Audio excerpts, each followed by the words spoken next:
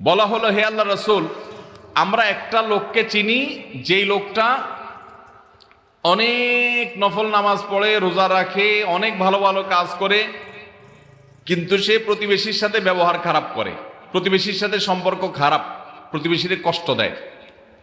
কি হবে তার? নবী সাল্লাল্লাহু আলাইহি সাল্লাম বলেছেন, হুয়া ফিন্নার, সে জাহান্নামে যাবে।